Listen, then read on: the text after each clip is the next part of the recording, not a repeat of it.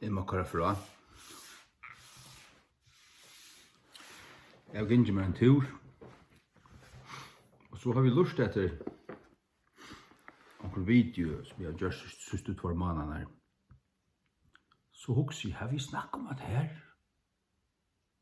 Og så det føles som at jeg er slappen av i en bil, og jeg finner ikke sagt av ting.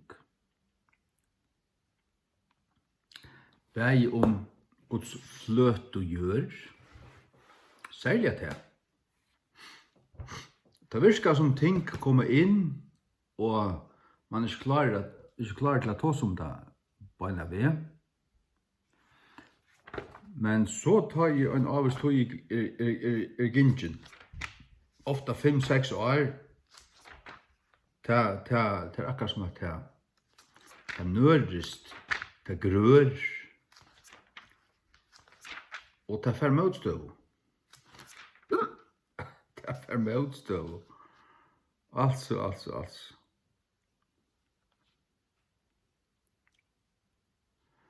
Det fer motstøv, ja. Øyligt.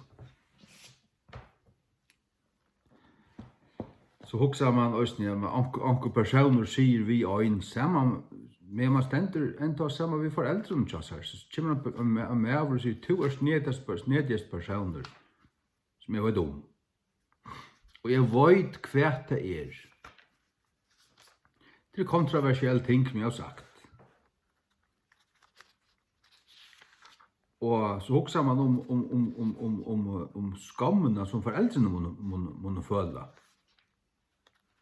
Og det får ilt av det, jeg vet det. Det er ikke synd ut heimen. Det er så mye eldre, det kommer nok omgående å sørge til tingene som jeg har sett.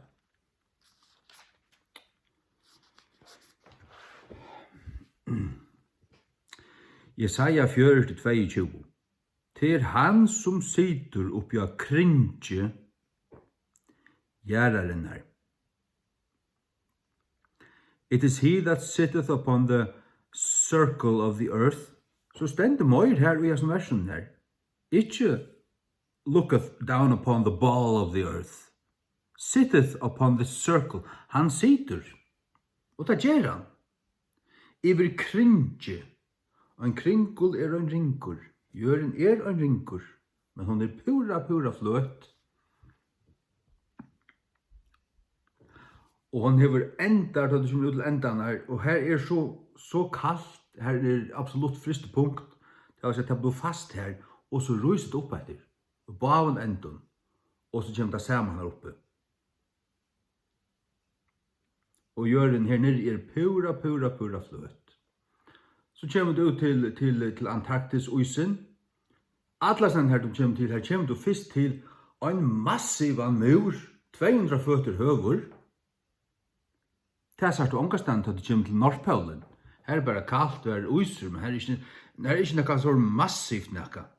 Du kommer til Antarktis til massivt, du skal opp her, og det er bare massiv uiser, du gonger, og du får bare hakker opp. Very vevor, kaldare, og du er langt fra solen.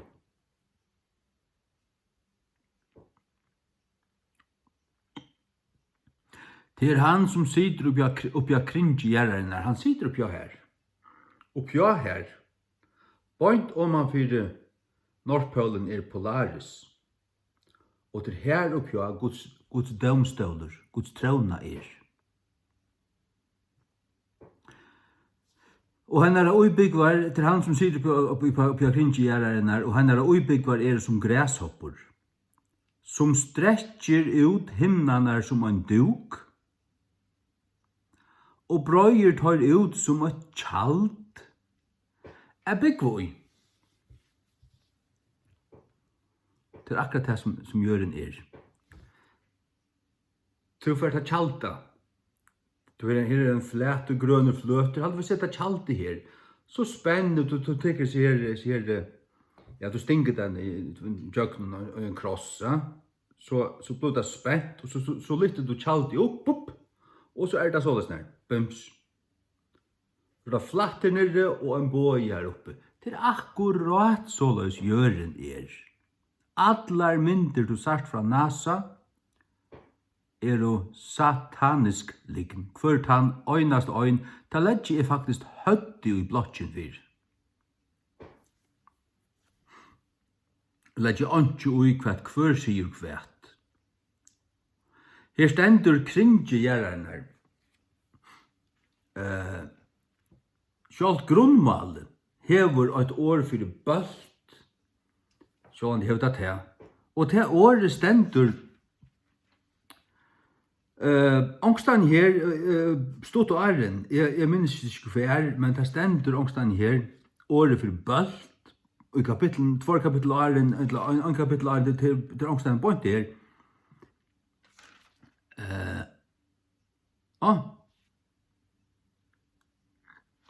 22.18 har vi skrivet. 22.18. Jeg har skrivet til marken her. 22.18.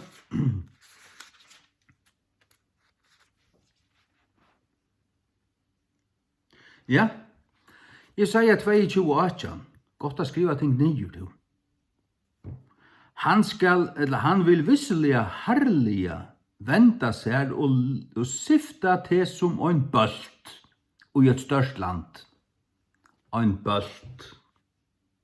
Tar sier gjøren er globus, men det er en bøltur. Det er ikke det som gjøren er. Herren sitter i henne. Tar han hikker nyer, så hikker han nyer av en kringgull.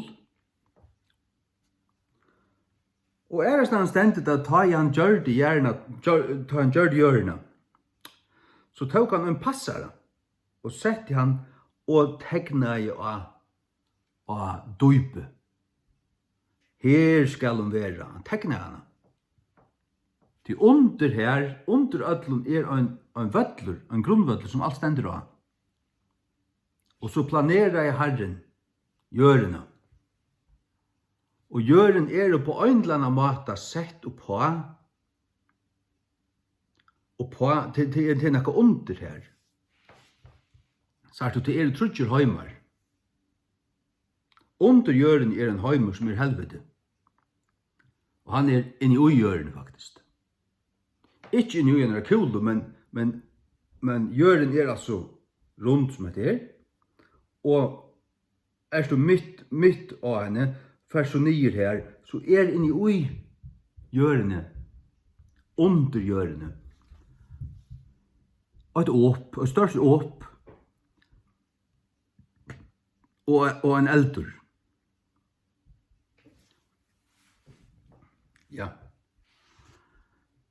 Så her stender altså ikke året for bølt, men året for en kringkull. Og det sørste er stand i Bibelen. Ta i Herren skapte, ta i han for å skapa, så tegna han da, han planerer i det, men passar det. Ja. Så at, jeg må si som er at ta døyra, jeg vil si akkurat som er. Jeg har finnet av gått nøye at rønt øylandegg og gode. Jøkken mot liv, jeg har også haft perioder i min liv her som jeg har vært så opptatt av andan og andans gavon og verisera, altså folk kom, altså si akkurat som er, at jeg leser om Luther og kjenner Luther, hvor så lengt han får ut, og i øynene for som han gikk i. Det har vi alltid gjort også. Jeg får ikke holdt vi nek utan jeg får ut. Og han skal forbo i kvart. Jeg sitter ikke bare tatt nær du i. Jeg blæt ikke mye ting hvis jeg vil ha vi ta gjerra. 100%. Nei, og det som jeg skulle si er at jeg har opplevd her at simpelthen høyre og vita og andan og bia og få det og føla i hånden og ditten da sender her, legger hender av ditten datten. Jeg vet alt det her. Og til ekkert døyra barst, ekkert størst.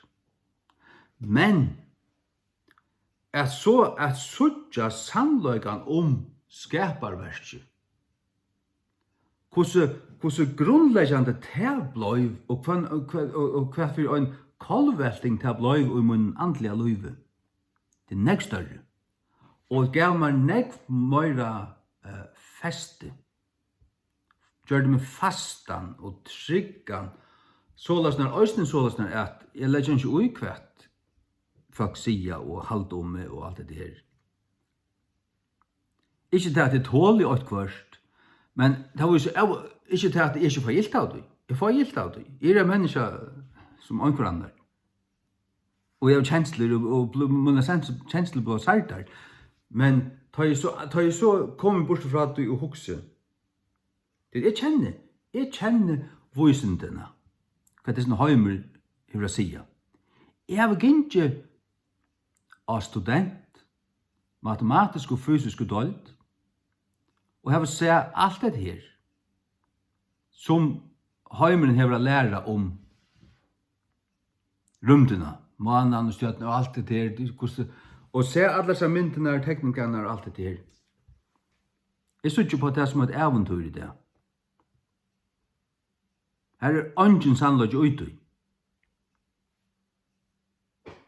Ta i fakta til at ta i det for å gjøre sæklige eggløyngar og prøve seg luknelsene av vidvudjande kurven i hjørne, så heldur ikke stikk. Ikke helt stikk. Og du, det her Copernicus og alt det, det kom i 1600-tallet, det lukket som festest, og det vann, tog at pavaveldi og stjøtnene alle gaude ratt, til søtte det var ratt, men det var alle til folk, høyt fra mye-øltene, alle oppetter, som slett ikke trodde. Det visste sannlagen om at sannlagen var en annan. Og men jeg tås ikke om The Flat Earth Society, til er spott på noen måter. Jeg tås om folk som ut fra Guds ord, ut fra gamle bøkken, og ut fra sæklen eggløyngen, og ut fra at hoksa djupt om disse ting, har sett til at det passer ikke. Gjør en ikke en globus. Hun er fløtt. Og i 1800-tallet var så, det var atter en kamp og lukket som. Akkurat som det var en kamp om Bibelen, sørst i 1800-tallet, så fra midt i 1800-tallet til sørst i 1800-tallet var atter en kamp om tingene. Og det var nek skriva, nek bøker ble skriva her, og jeg har kjøpt meg trutjar, ja.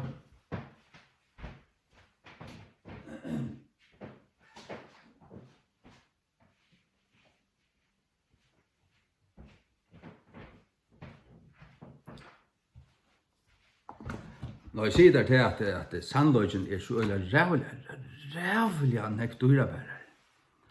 Og hugsa om hvordan det stender her, Peter skriver om det, og ta disse røddene og ombrøydingar fjallene, han har hørt vidt atler.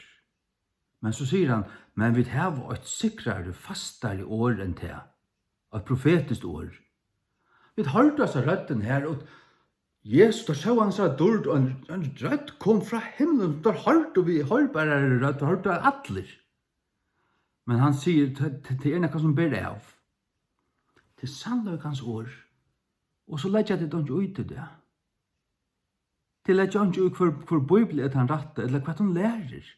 Når det skal alt forstandast og gjøgnen vysind. Det setter egentlig vysind opp om Bibelen, og så søyler det Bibelen og gjøgnen vysind. Det er kokk bort som gjør det her. Jeg vil ikke si at arbeidsutvid er akkurat hva det er. Og høyen. Du skulle skamma det kunne av innast lottast.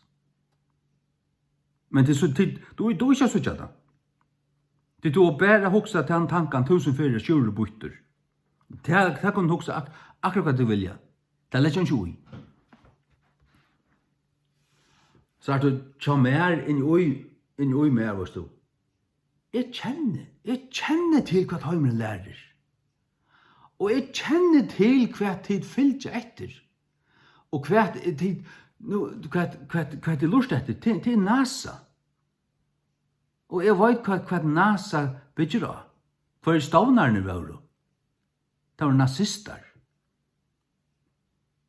Som ble flottet ut til Amerika 1817 hamspartiet. og han sjåur von Braun. Han var som var utan hakste i NASA. Han var ein av tøymon.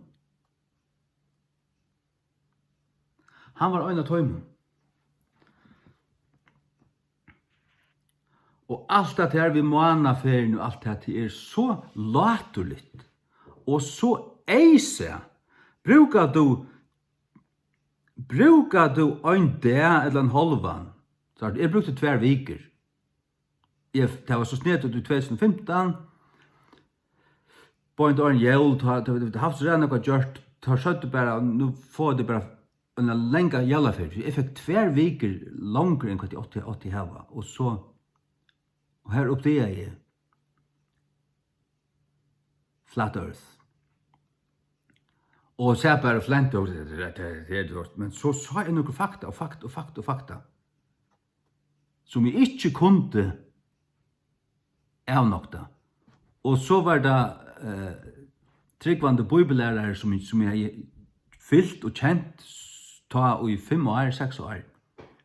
Og tar det øysten seg til, og tar prekvada i bibelene, tvert og kjøtten bibelene, og visste det i en versum. Og jeg må titte på det. Det var så dundrande sannhet. Og så visste du der fører vi kamera. Nick, her vi der, ta visste du ikke, det stender en tripod her på en halvtrus, 1 meter opp fra, og nå hittar jeg ut etter her, og her 30 kilometer borster. Det er være 130 kilometer, 130 meter av boa. For det er slett ikke suttja neka. Det er lika suttja tøtjen i sånne her skuiskraparen, halt der ivrig. Men så zoomar der inn, og man ser folkene genga nere kajen. Og snakket vi om lærdan, så snakket der om mirage og sånt. Humbug og fjes. Da det mirage, så er det vel så le, og så er det spekler, hit er det hengt opp i luftene. Etla koppastad. Det er som an på hita, så det kan om til koppastad. Etla til å litt opp, og så flimrar her nere. Men det var slett så sånn. Det var bare en vanlig kaldan det, og det var pura klorst. Og du såst skjeggpun flätan her, og så såst du tingene holdt nere i botten her. Og hetta har det gjort røyndir av i Amerika, og Kanada, og England, og Atlastan er det lyka. Det er vauro tusen av vissa videoen om det ute. Men YouTube og alt knutt til. Du har folk som har haft kanaler, avdugat her. Kanaler er bare fjerna her det, som fake news. Så anker reist at det her skal komme ut. Men her i 1800-tallet var en som het Samuel Robotham. Jeg halte det var han som gjør det til. Det er en kanal i England som er 11 eller 18 mil. Hun er snøvra bøyen. Her er så flatt. Hun er mannagjørd en kanal som tar silt og flott og frakt inn i landet og ut etter, og hun pura bøyen. Og han tok bare og råkne til, 11 mil, og det var tann og tann kurvan, nu fer jeg ved en kikare, og jeg fer simpelthen ned i vattnet. Altså, jeg fer ned i, altså, lykka nøsen skal komme undan, og så har vi en kikare. Og så hittar jeg vita hvordan lengt det suttje. Og vet du hvordan lengt han sa? Får jeg til endan av 11 møylun, helt ned av vannskorpene. Og det er bare slett i høgst til. Så han skriver i en bok, og han hugsa om at det er alt sitt liv, og han utbygde til bøkene og gav han ut i 2 utgaven. Og heter hun Zetetic Astronomy. Earth Not a Globe, Illustrated. Samuel Burley Robotham. Jeg fikk han jo her, jeg sliser han enn. Men jeg holdt jeg leses her nummer 8, etter Dean Odell. Like clay under the seal. Hatte Guds innsiklisringur. Gud sier sjálfur. Han sier sjálfur at han skapte hjørna, så var det som en innsikelsringur trustur nir og endaner røyste seg opp, og alt det som i stendur som klæje. Hvordan stendur klæje? Ta det ligger, det akkurat som en døgna, du veist. Ångsten det flatt, og så rukkast det opp. Her, du veist, så det flatt, at rukkast det opp her. Det akkurat så som gjør den her. Endaner trustur opp. Hette Jørgen, hatt norskbølderen, sol og måne ferast rundt, og ring. Hatt Antarktis. Og så, åttast ute, så resten i ferden. Men hette resten av molten i alle post. Men vi slipper sindre inn i isen her, så kunne ikke fære langer. Det visst til. Vi kunne ikke være her. Og det kanskje noen, det ganske nok så tomt her, men det kanskje 2-3 000 kilometer. Og det kanst du ikke. Jo, du kanst fære og kanskje flyggvara, men tar det av væri her. Så er det amerikansk stjøtnarsjøl, som han også har fullt av tøymen i servøsene, fullt av diagrammon og sånt, ui her. Avduka til at høyder kan av etter under en ekspedisjon som Operation Fishbowl. Ta søtte der at her og her, så lengt inn i øysen var kvalve så høgt. Det stender her. Det stender her. Av amerikansk stjøtnarsjølen som tar nøyest at leisdjeva tar det eldre enn 25 år gammel. Det stender her. Her var kvalve 42 kilometer oppe. Nei, tvattel.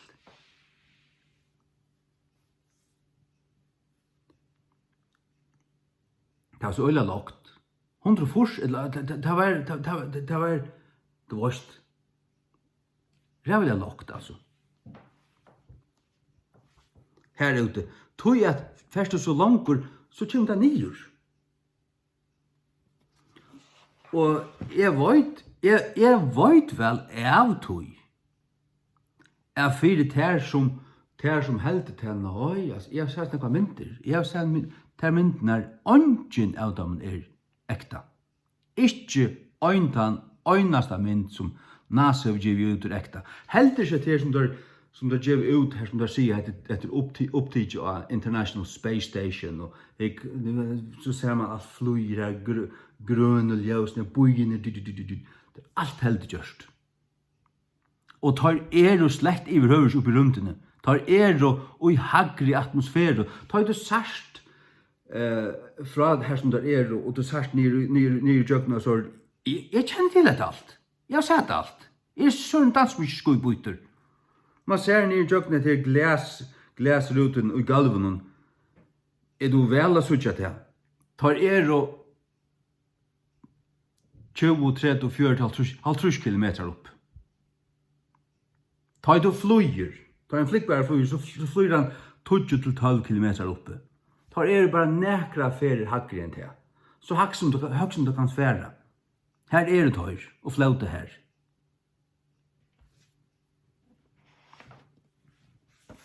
Og ta det var angan tøy. Vere ute i rymtene, til man kan ikke fære ut rymtene. Vi jo inne i øynene, inne lukkaven systemet. Og allir mennene i NASA, særst du tar avduga her, til folk som kan, og tar vita, man vita, tar allir samler frumurare, tar av allir ring vi sånn her frumurare låg på noen, og så G, og en passare. Og største hemmelighet til tøymon, det den hemmeligheten som tar mest halda inne, som tar ikke må lete ut, men som tar dama vel at stuttløyga seg vi at drilla, at leta sannløygan komme ut bare og i luttlun innskotten setningen, bare for at de skulle flenna og halda te og öll hine for det torra spott, men det halda ikke med for spott. Sagt du, tar du finnes disse åpenberingen, eller jeg vet ikke hva det sier. Jeg har finnes det åpenberingen at jøren vurst. FLØT. Tar du finnes det åpenberingen, og sart, og kjenner, og vårst her, til dømes, nå tar jeg hukse om New York, så hukse jeg ikke her ivre, eller Australia, her under her henga teg, nå jeg hukse lengt her ute, helt her ute her, men parallellt, og parallellt her. Og hva skal et ord som Bibelen brukar? Hun sier throughout the earth. Hvis du først i jøgnen og så ut, så det akkurat som en tunnel. Hvis du ankrar av tunnelen under färgen, tar du kommer til en enda, så sars du hin endan. Og her bort. Hvis du måste i jøgnen og så ut. Så løs det å ferast av hjørnet. Horisonten her, og to først i en tunnel, og skjerlinjen tan kaus du tekur, ter linjene paralleller, ter skjerast i horisonten, og horisonten åpnas så kvart som du kommer til han, og to først, akkurat som en lynlås. Det varst. Du er inni ui, men til lukke her og lukke her, men åp her som to erst. Og det og skal nekve filmer som Hollywood gjør så hårdt, tar avduga, tar sia sannløykan, men det bare tar som vita hva det mestjer. Til dømes som filmen The Matrix. Og Matrix, det akkurat av sånt som åpner sånn. Lukkast her, så det åp i mine. Det det som du opplever, til at linjene her, tar færa sammen til horisonten her, og to stender i en rom her, og øysen i handavin det på samme måte. To i en sånn matrix. Det vidt. Men det tror jeg perspektivet sånn her. Men egentlig det flatt. Ja, men hvordan finner man det tog? Vi gjør matingar for søren.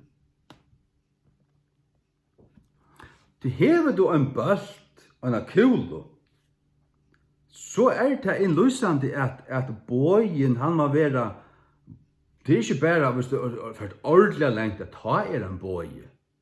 Nei, hvis du hever en kulo som måste kunna vita støtten av kulen, og så hever du en formel som du kan råkna kurvene, til å si først og så lengt iver, så hever du kurvene.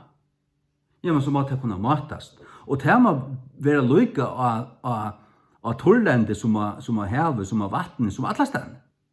Det å si at du skal bare finne der og flatt øke. Her som det legger seg. Altså her som det ikke delar fjøll.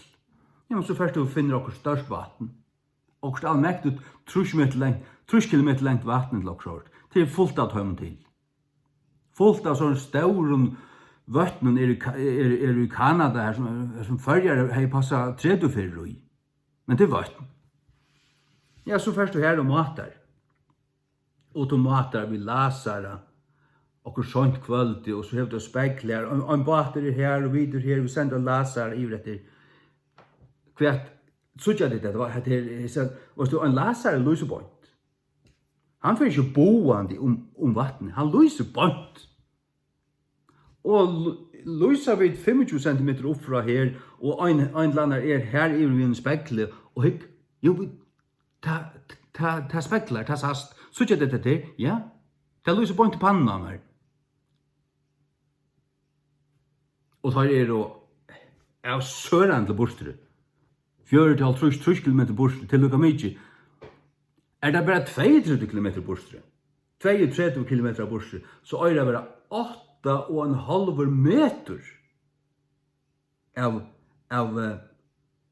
av bölnan, alltså av en boa. Alltså min punkt här är tar vara 8,5 meter högre än hvis det är flatt. Hvis du har här hentan boan av hjørnet. Men kvärt, han sast ikke. Ja, men sast han ikke, så han ikke her. Ja, så säger man bara, ja men slott prutt, gör det flöt. Och ta 19 komma till om, ja men alltså alla tar lärt och så 500 av bla bla bla bla. Jag har så mindre från NASA. Jag har också sett där. Tar alla falska.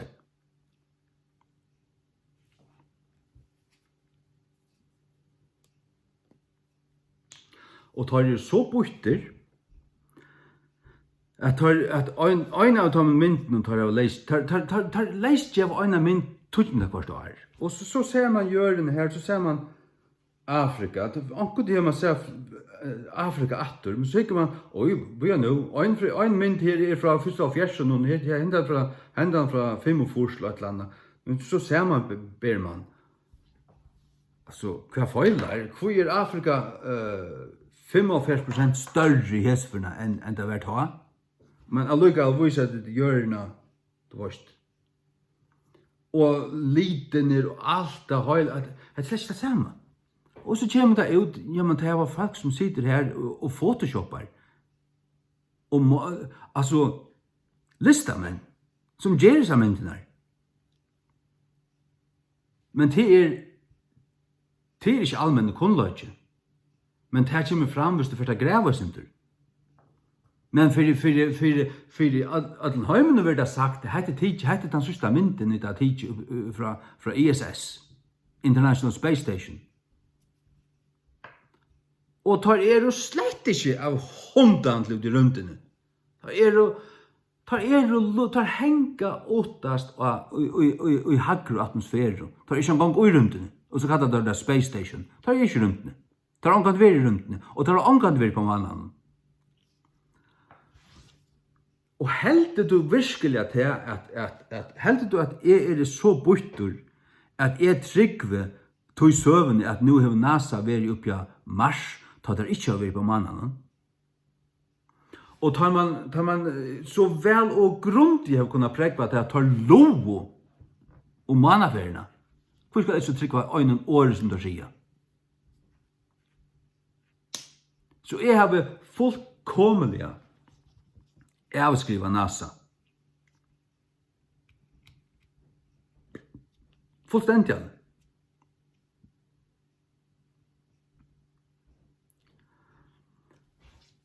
Och så säger jag då, så säger jag det, ja men har inte russar och kineser östne väl på mannen eller då väl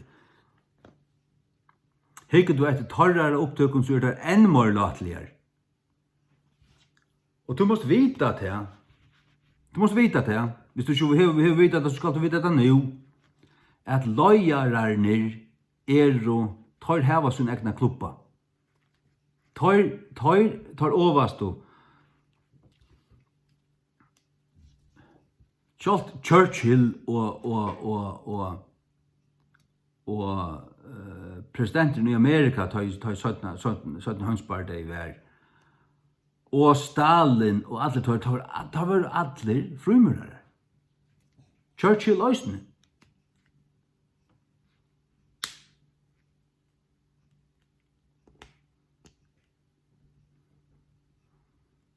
Så det høyla alt kan godt være avtala spel, øysne nær tar takk og krutsk. Tar det ikke petti ut da. Ikke det eneste oppetti.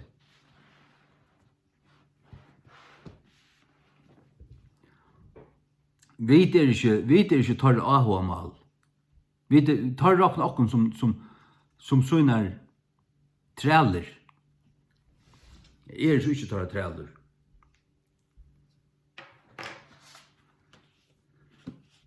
Så börjar pesa bøtjen her. Like clay under the seal. En særlig bok. Det som jeg lyser her til. Så det Alex Gleason. Is the Bible from heaven? Is the earth a globe? Og han viser så til, vi særklige maten, han har diagrammer her, som viser, for du så nek møylig ut, så er kurvan hatta. 8 møyla 3, 20 møyla 3, 100 møyl, 200 møyl, så er kurvan hatta. Og så viser han steg, her som at det ikke passer. Passer ikke. Og det er altså sånn visent. Jeg fer og kanna tingene. Er dette så? Men hver kannar det her? Av såkallet visende folkene og det? Og hver kan prekva Darwin, hver kan prekva menningarlærerne, til hanker oss den samme med tog.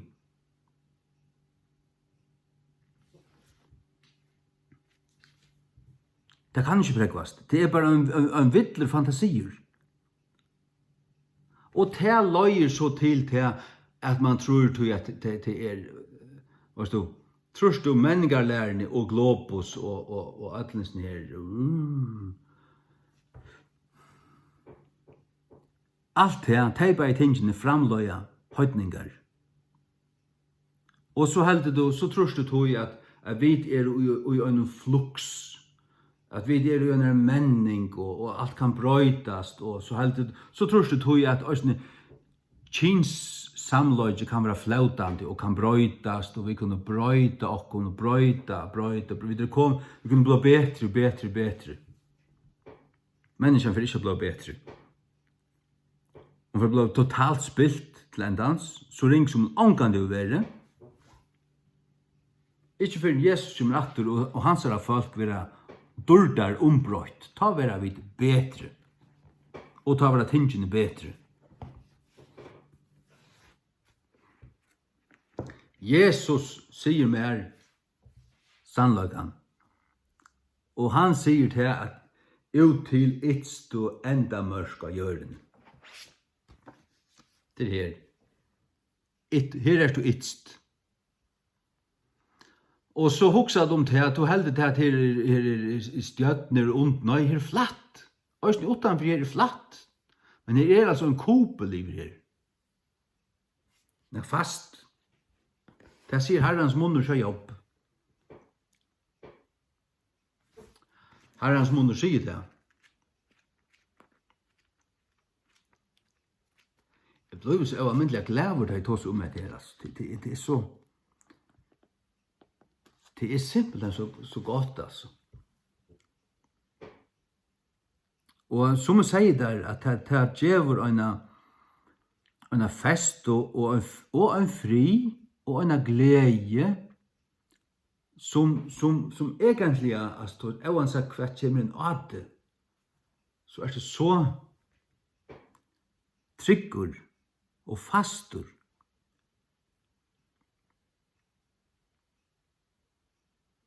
At du hever god til sikkerhet til sannløkene. Han er ikke lov for deg. Og Bibelen er ikke mannaår om god, som Malmar av vil lov for deg. Her er sånn, hva har han havnamæren? Malmar av. Eller han havnamæren, jeg vet ikke hva han fra. Han fra helvete i øtlen foran. Det er Hamsens lærdommer. Han er fotleralig, Hamsens lærdommer. Og til halda seg være så høyt rævligt, og det er skralltøm. Det votta seg å være vois, og ta gjeres til darar. Halda seg være så høyt rævligt. Og jeg husker også om det at fra munnen unge og æren så øye ankra viner, øyne fra skolan, og øyne menn som er farlig, du vet, er høgt lærder det, altså er høyt doktorer, du vet. Og uttala seg i arbeid, la meg ikke for å nevne noe. Men ta er så suttet her, ta finnes en bibel fra meg, ta ser på video, jeg kjente det vel, øyne meg ikke skola sammen vi, og hei omkring gavan vin. Ta jeg var fullstendig her ute som tar ta kom til å vitja meg og alt det her, du veist. Og det, jeg suttje, du veist, egna kontakten et bråtpart av en sekunde, en brøtpart av en sekunde, og så, ta vil ikke kjenne, vil ikke viken kan ta suttja meg en gang. Ikke bare øyna for nøy, atter og atter og atter.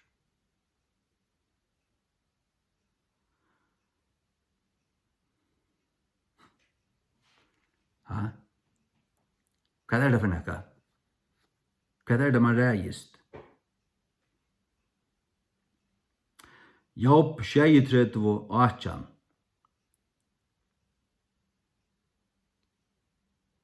Hevur tú vi honum brøtt ut loftet. Brøtt ut, det er brøtt ut. Som vi løs her i Johan i Østene, at jøren er som et kjalt.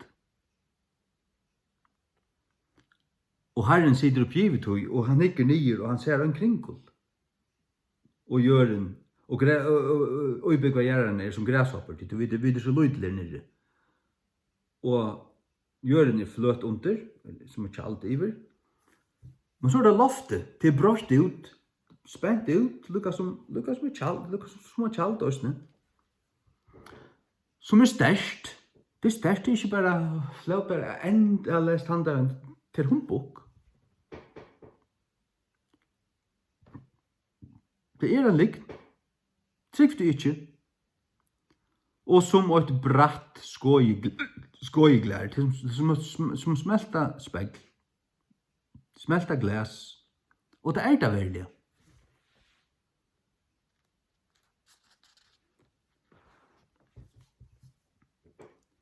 Ja. Og så har vi sett opptøker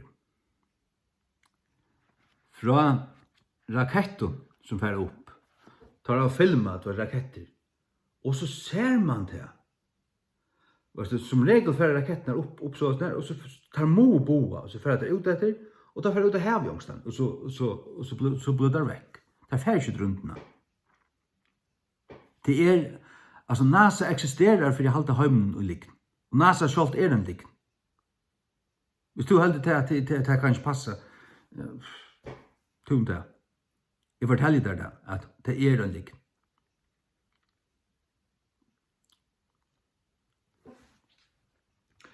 Men så har dere filmet om nottene, om rakett,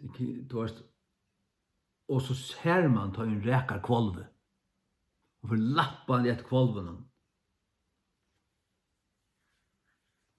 Og over kvolven er ikke, man skal si skjeggvor, men her er vatten. Vi er inne i en kvolve, og pyver her er at vatten. Det er et hav, og pyver kvolven.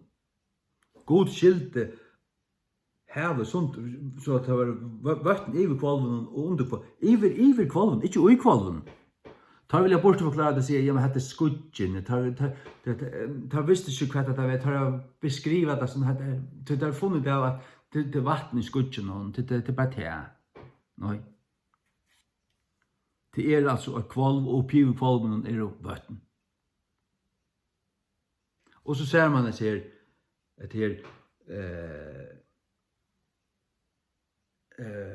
räka och så för det lappan det efter. Man ser att det räka golvet. Ja. Halleluja. Så jag gleder mig för att läsa böckerna här. Och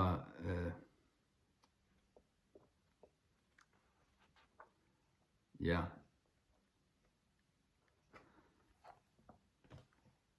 Østen som jeg har snakket om før, er at Paulus byrjar. Ta i Paulus har brøv byrja, så er det Romerbrevet. Og ta som han først fyrir døy til skapandena. Skaparverket. Han tillegger en grunnvall under alt. Og han sier at du er utan ombering. Til at selv skaparverket vittnar om skaparen.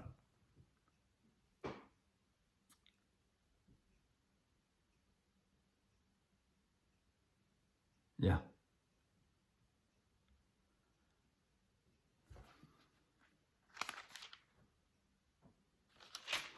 Og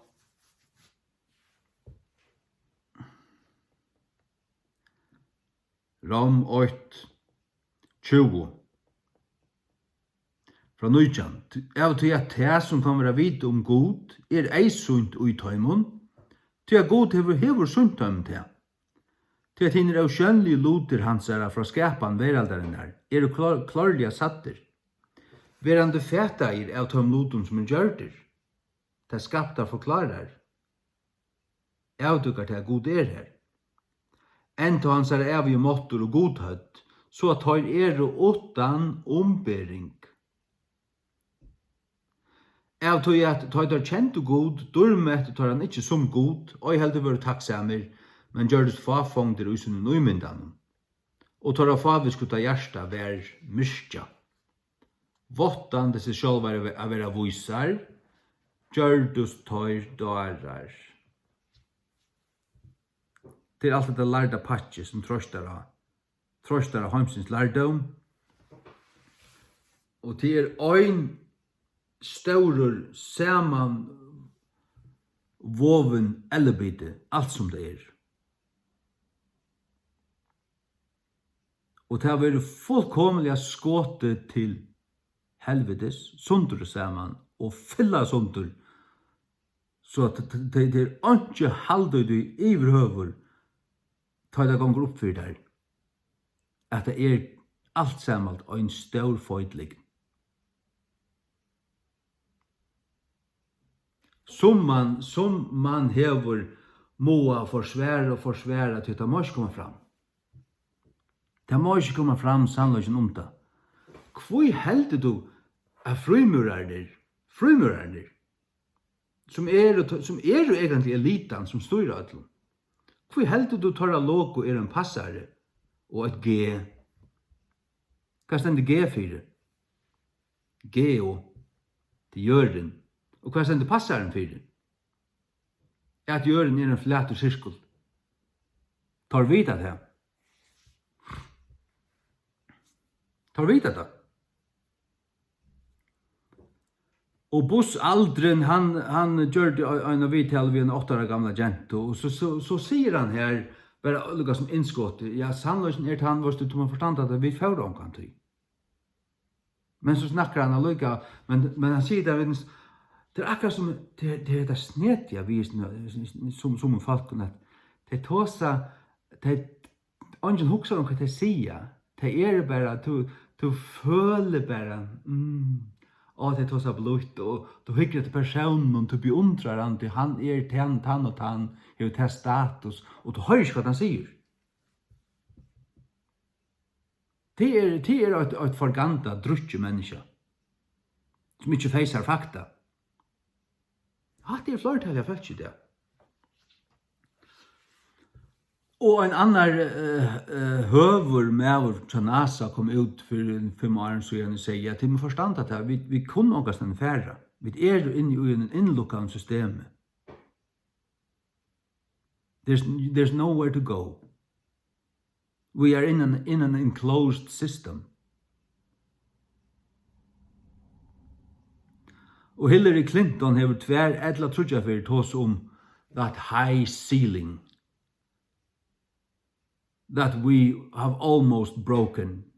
We are under a ceiling. Hva sier hun til?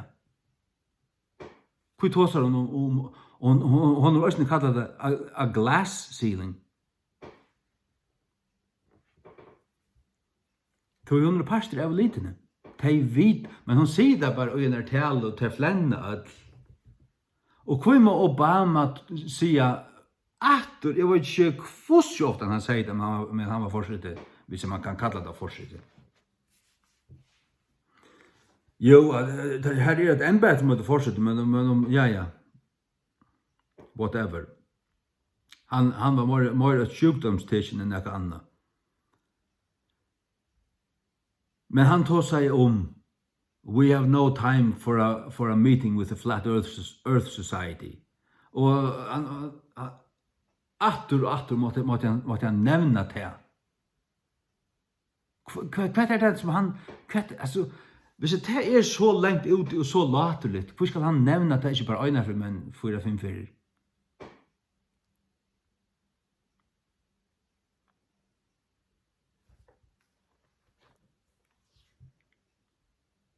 Det nekka som tar ikke tåla. Det nekka som tar reast. Og det kommer å komme fram. Det heimsystemet kommer å krasja, og det kommer å avdukas, det kommer å skrambla, ikke bare strukturellt og futjarlig og alt, men òsne alle liktene kommer å være avduka her.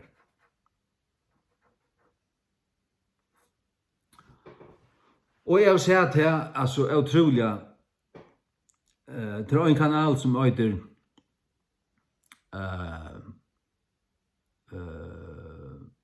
Stranger Than Fiction, ja. Stranger Than Fiction hadde han heter. Som her han har gjort flere video, han har gjort redan en video om Flat Earth, altså særstakkelig gau, bibelsk. Og her som man teker sammen om vimerskningar til falskje og teldeposter til falskje, som var totaler ateister, men som for å suttje til, og som blev drigen til Bibelen. Og det som brøyte det, det som fikk det at lyta av Bibelen er år, at det er fullstendig avskrivet av Bibelen. Hva det var årsaken til det? Pseudoscience. Vitenskaper fastliga så kallar liknar vuxent. Men tar det nu suttja sannløykan og høyra til at Bibelen hever rett og snir. Da får det atra lyd av Bibelen, som det kanskje du lært om sundagsskole eller sånt. Og kom til trygg på Jesus. Ikke ein, ikke tvei, ikke troi, men altså ein leng tedje av falskje. Som simpelthen sier at åpenberingen om formen av gjørende bjerga i tøymen. Brøyte tar loiv. Det var pura håpeløs åren. Loivet var i fyllun, det var fenga i brennevån i stoffen, alle møven, sånn òsne. Men som tar det så at her, tog at ofta er grunden til at folk søkka, til tog at det søkker ikke noen sannløyga, noen sammenheng i alle tingene.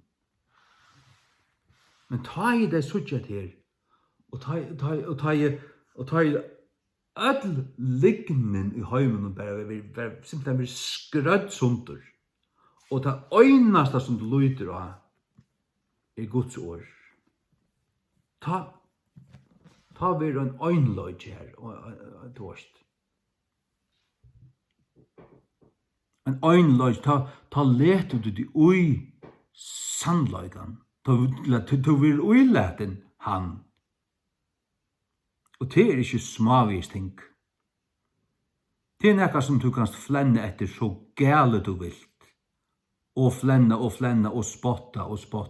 Det er veri på tøyna råkning, gale. Kan fortelle deg.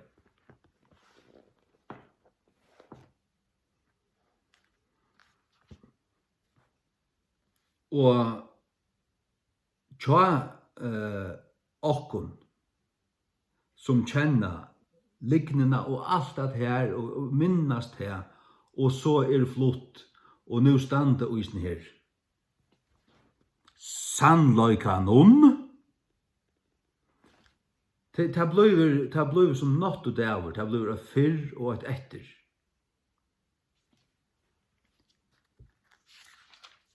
Det blir et fyrr og et etter. Trygt du et lag. Det er så størst paradigmeskifte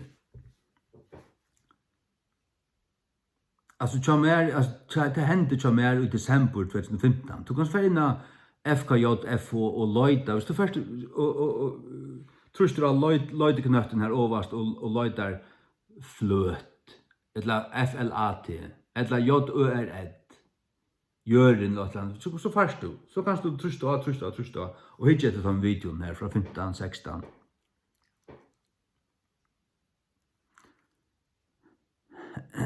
Ja. Halleluja. Halleluja. Ja. Det skriver Salomon negv i åretøkene og prætikerne at kjeip sannløygan og visdommen og sannløygan. Du vet, kjeip sannløygan, selan ikkje. Ja, og hvordan dyrebær han og hvordan dyrebær visdommen Så du visdommer han byrjar vi ötta för god och ötta för god att biva för hans alla år. Till att göra god rätt. Till att vara tryggvande. Jag vill en tryggvande att tryggva god. Och säga heldur det spelar som du säger, du måste söka det. Du måste syna ahua. Du måste pressa dig in. Det kommer ikke av seg sjálfun.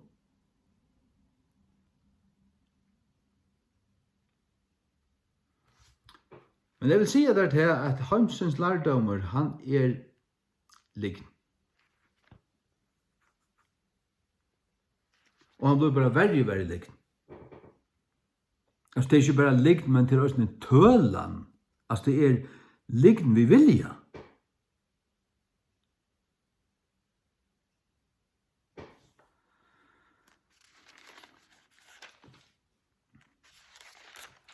Og så det kommet fram, jeg var ikke, altså, ganske tus og vorst, men jeg får fortelle deg det, altså, det fakta. At først og fyrir skulle øydast av fyrir jeg være oppe i mars. Så kom mindre atter du vorst, jeg minns nær til å være. Det en 12-15 år siden. Så kom mynder atter, og så her heter mynden fra Rover, du vet, og så det en del, eller rett her bort. Så det kommet fram, heter mynden fra NASA fra Mars, og hver det og så det akkurat til en del i Svalbard. Jeg mener det var Svalbard. Og først du inn og zoomar inn, og mynden tidsen i høyen kvalitet, zoomar du inn. Vet du hva fanst øynestane? Og det hundur. Og at det av hjørne, og da skulle ha vakna trygg på at det på Mars. Og nå har jeg til at det atterfarne på Mars. Det som gonger på månaden, og det omgang vil på Mars. Tar kommer omgang affæra kvars på månaden eller på Mars. Aldrin. Så at for jeg bruker et aktuelt år, vaksinere med utrastner. Altså, jeg har utdragen til å snakke, tøynda faktisk fortelja, og så det også Sky News, og så det rævlig fin folk sitter her og snakker om at det nå det rett på Mars, og jeg rister vi høtten, altså hva det langt ute, og det som styrer allon til elitan som alle frumørere. Jeg tar seg omkant til at avdødgingar som astronauten, du sartar skjerman, og du sart du zoomar inn i hendene så de tar av alle frumørere ringar, og tar det her Armstrong og Buzz Aldrin og tar som skulle øydas for å være på måneden og fjers. Man ser også noen mindre av tøymen åren og hvordan det halda sammen hendur og tar gjer av oss ting og så blir det avduka. Hva skal det her Det er frumurere ritualer. Og så sørst du første tøynda fund vi tar 18 og tar skulle ødes vi på mannen og tar suttje ut som nærke smadrange som tikni for ratten at hava brått rotar omkring skola. Her ikke lov, ikke glede, ikke ekta neka som helst. Skralltaumer, tar sita egentlig her ligva. Og så en mer færre rundt og tar livet enn. Og oppspåra astronaut etter en astronaut som skal øydes ha vært vi første ferien opp av mannen. Vi har en bøybel og ber han legge hånden av bøybelen og svarer at han gikk på mannen. Ikke øyne de vil gjøre det. Da det ble presset, da ble det alle svækjer og tvær slåa.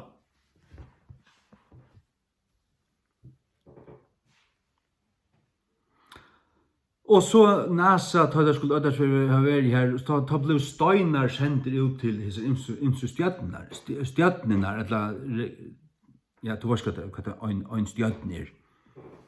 Da fingo pakkar en gava til tikkun, en steiner fra Mars. Og så det kanna, det er slett ikke, det er totalt vanlige jæriske steiner, det er akkurat av du var forstøyna at det her, forstøyna tre. Og vanligt jærisk graud, det finnes det hjørnet der, størst. Og det ble kanna og avdugga at det er overhøver ikke managraut, det er gjæragraut. Og så tryggva det dem enn. Og tid somo som tryggva hæsum, tid tryggva òsne, du varst lagmanni vaksiner.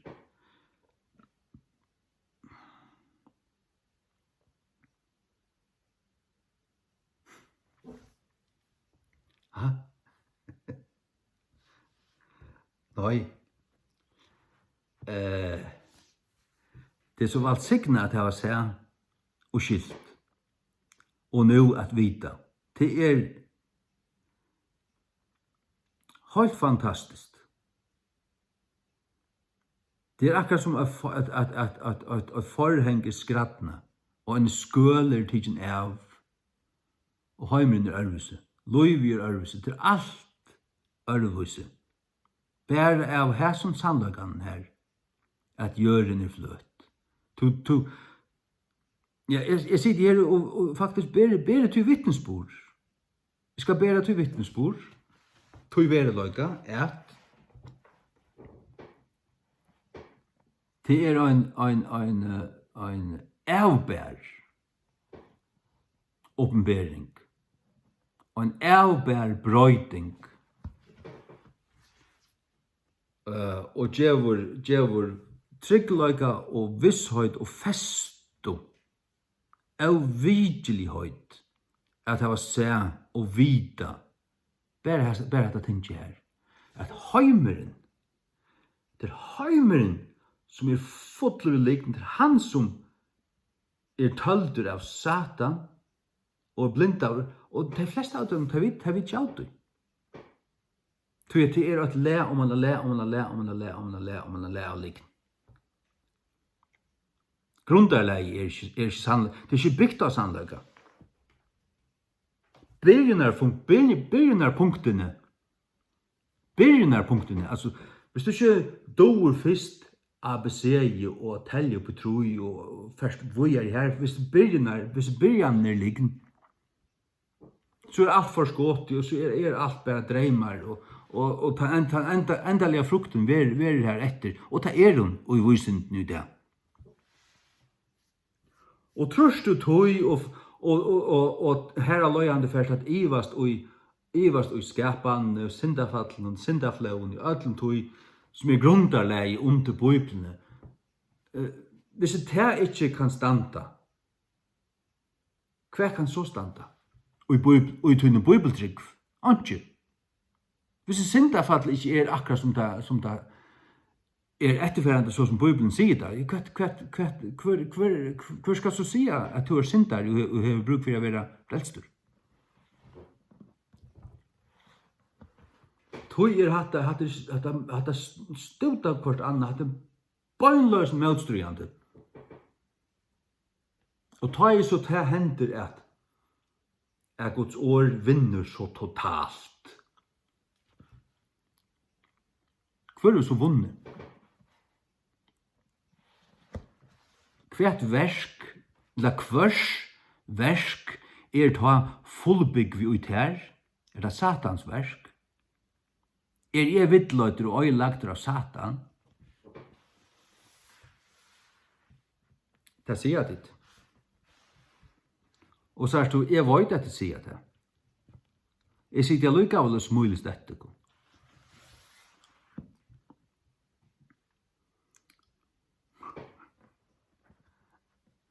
Og kan bare si at ja, jeg var bedre. Og et annet.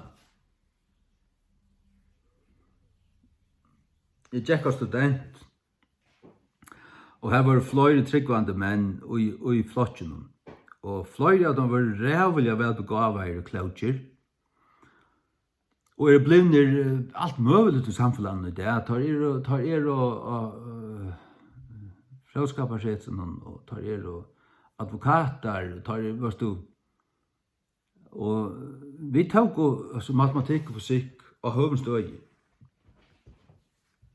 Jeg var ikke beste nærmere i tog, at jeg fann ut av tog her, at jeg hørte egentlig ikke hjemme her, at jeg nek mer målslinger enn matematikere. Jeg burde jo færne målsligdølt. Jeg fikk toppkarakterer i øtle målsligen og bottenkarakterer i matematikk, fysikk og sånt. Jeg har ikke matematisk hødd. Ikke det at ikke du er råkne eller noe som helst, men jeg mer målslige anledder.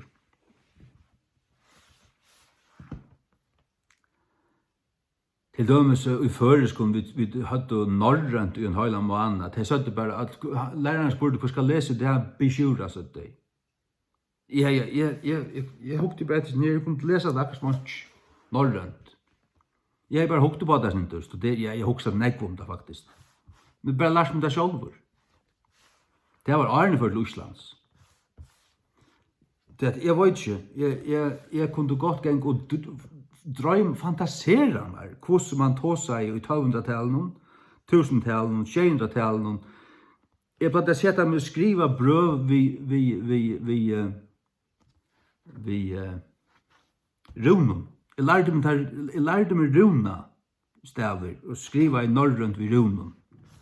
Som Asjan er gammal. Bare stortleikar. Bare av beren ahua, altså. Ja. Nei, så det her, så har vi støtt mye omkring av sånne her månen og atter. Og tar av totalt eti av treje kunnløgans. Og til tann det og det, har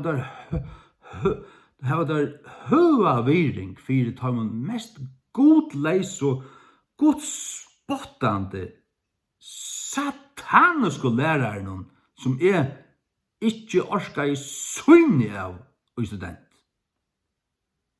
Men som mennene tryggvande, men tar egentlig hakst og tar strepan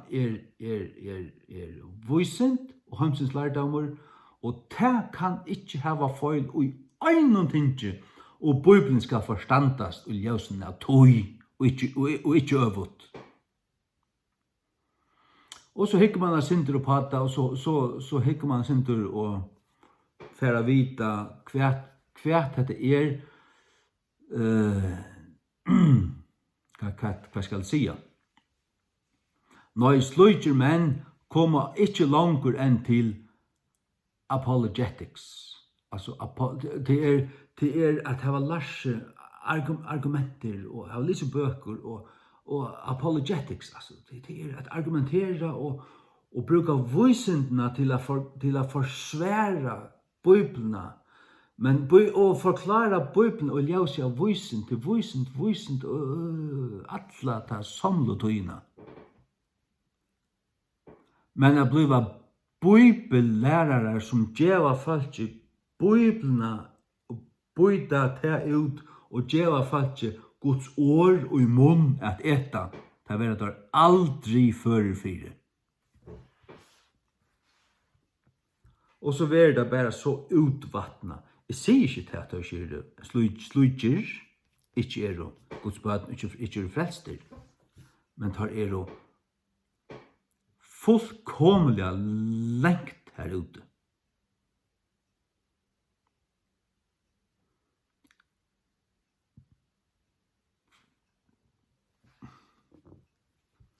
Og egentlig jeg vet vel, jeg minns det fra skolen, ja, tann og tann, ja, og tar som jeg har i ho, her er en trutcher, at tar du negv bedre enn jeg. Tar finko toppkarakterer i ötlun matematikk, fysikk, kemi i ötlun tog, som jeg fikk 6, 6 og 5-tal løsene. Tar finko 11.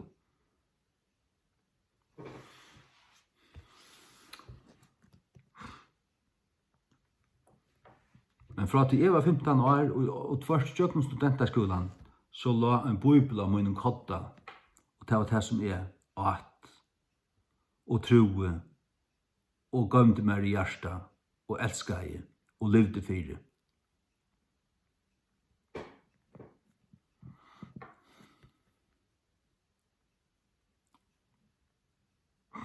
Hva er så visdommer? At du for god er byrjan til visdom. Og Romerbrevet sier la god være sannåren, og kvønn mann og liknare. Det er ikke bare noe som vi skulle lete være, eller lete som om, det er så. Det er så.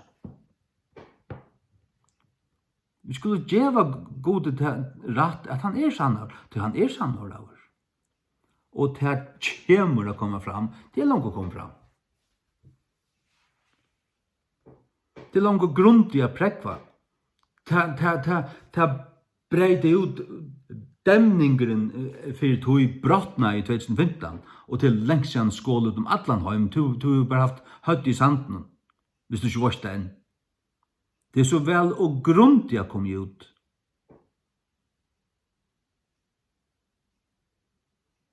Av Atlonfronten, hvis du har haft tøy med at hukt etter tøy.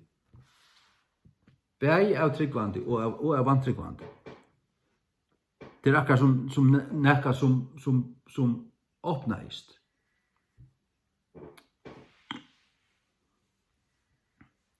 Nekka som god og som leter komme ut. Det tar kunne ikke halda de atter. Halleluja. Takk og lov. Halleluja. Ja.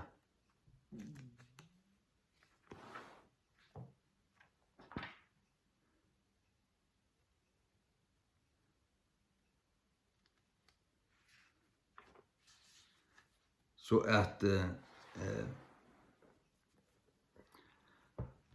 lyd to og Herren. Lyd og hansara år. King James Bibelen er ensko og føresko.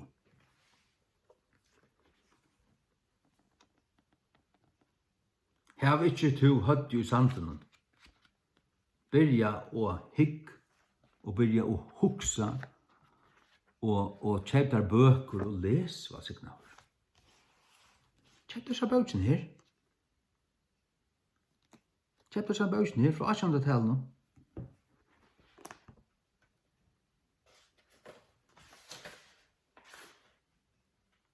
En ordentlig mævur, Alexander Gleason. Svart du? Det ser ut som en tarvur. Det tar du hyggelig til falskje før, så det sånn ut. Det ser ikke sånn ut. Det ser sånn ut. Så det er egen her. Det er mævur. Det er ikke en drutjen høytningur. En liffrande vittløyere som Joel Osteen. Som bare gjør det en kjenslig en rus. Og så varst du ikke, jeg tror ikke det er gjenger seg en møte, når alt så torst at du, det er først ordentlig mæt. Tid som må stimprast og må, jeg må få møte, jeg føler meg så turran, møte. Så det tog du fart bare fløta. Og du varst ikke alltid. Og du ikke stersker, du ikke sumner, du slett ikke vel fire.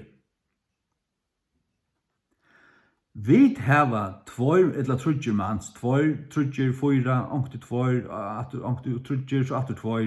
Så i juni manna, i 16, i 4 år, har vi helt møte, øyne fra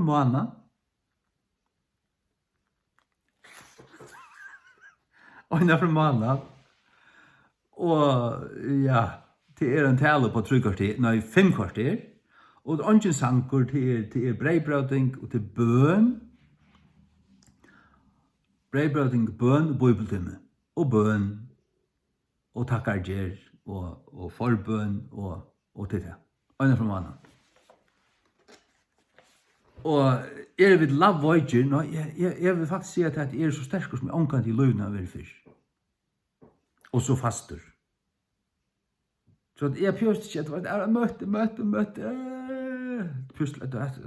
til skrampel. Jeg har prøvet det. Jeg har vært her. Og mål til det som jeg har vidt, det at bygge av lære og bygge av sæklige ting og vite jeg hadde så og så legge noe fast fundament av stand og det negviktigere. Og vite at det som du tror til ikke bare det som jeg halte, nei, det så.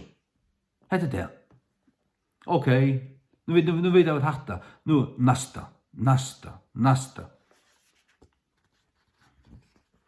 Copyright 1805.